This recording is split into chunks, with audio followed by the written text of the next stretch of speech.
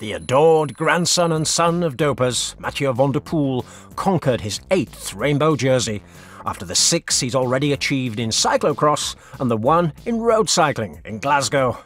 This time, the Arc-en-Ciel came in the gravel modality, a hilarious race where competitors included a retired Olympic champion, whose masseur is the very dangerous Geert Leon Tiebergen, the doper Toon Aerts, the defending champion Mr. Dropper Mohoric, and why, there was even a Formula 1 driver there to honour the evolution of engines in bikes in recent seasons. The friend of Dr. Luigi Cecchini's son, as you well know, is one of David Lepatillon's biggest UCI protégés, an organisation who, let's remember, would not even consider taking away his bronze medal at the Zurich World Championships, despite his breaking the rule of not jumping onto sidewalks to run over spectators. We can only imagine that this is why he's been allowed again to put on an aberrant display, just like that of the Slovenian alien Poggi, allowing him to attack with more than 110 kilometres to go to leave the group of favourites with bib shorts full of brown liquid substances, leaving them stiff with 13 kilometres to go before the heat of the cheering, adoring crowd of people who would not stop screaming for their idol. The same that Urska Zigard's boyfriend would have enjoyed if he were a teenager, as he declared just a few weeks ago. Now, with this group of riders groomed by selfie, we're left to endure these kinds of shows, which are now similar to criteriums, where we already know the winners in advance, but now it's spread to the official races. And so the son of a doper with a taste for eating pigeon cakes has already stated that his next goal is to become world champion in the mountain bike discipline, where he'll go with an air of revenge after his shocking fall in the Tokyo Olympics. Now, being such a peculiar, strange guy, we wouldn't be surprised if in 2030 he declares that he wants to become world champion in track cycling. Despite all these displays, however, having been twice world champion this season and winning 2 monuments, like Paris-Roubaix and the Tour of Flanders, the Dutchman is not the Cyclist of the Year. He's been beaten to that title by the terrifying world champion of long-distance attacks, those millions of loving fans who retweeted this tweet of ours that we wrote with a totally different intention than to be flattering to the Slovenian rider.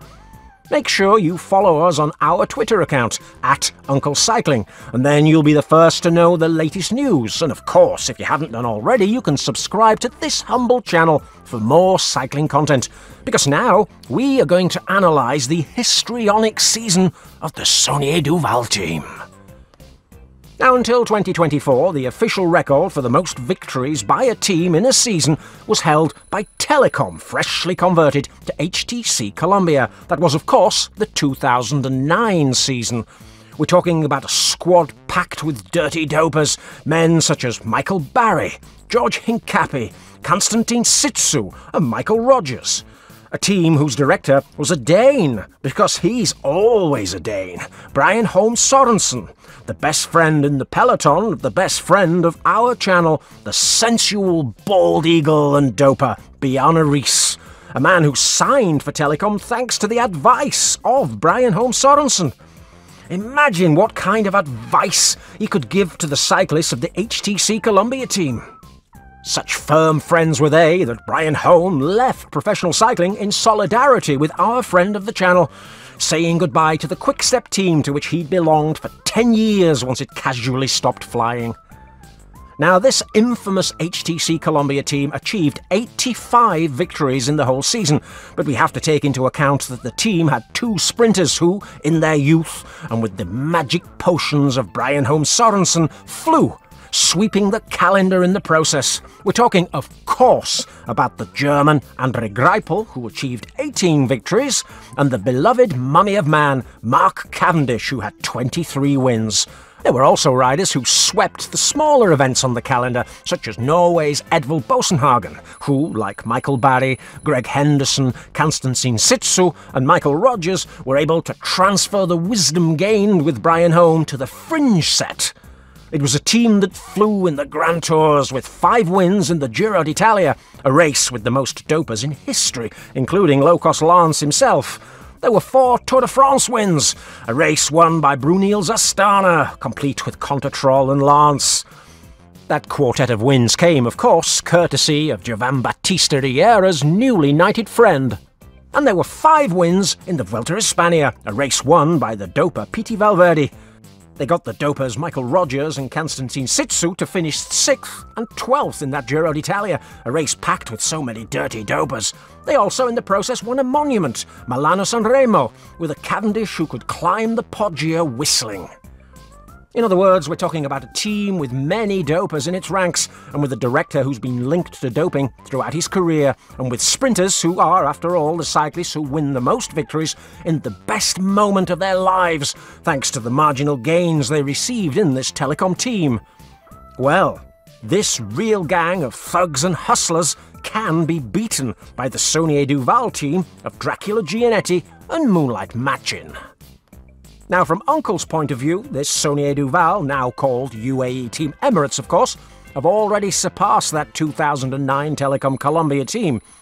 At the time that I'm writing this script, there are already 80 victories, which, together with Poggi's more than likely victory in Il Lombardia, well, that'll make 81. And there are 2 weeks left of competition, and a team that's so determined to leave its mark as the best in the history of cycling, they won't be stopped. Now, of course, among those victories we have 2 overall Grand Tours, the Giro and the Tour de Poggi. There was a monument, the Liège of the Alien, and 3 of the most important World Tour stage races on the calendar, the Volta Catalunya of the Slovenian, the Itzulia of the hard-working Juan Ayuso, and the Tour de Suisse of the brother of the doper Simon Yates.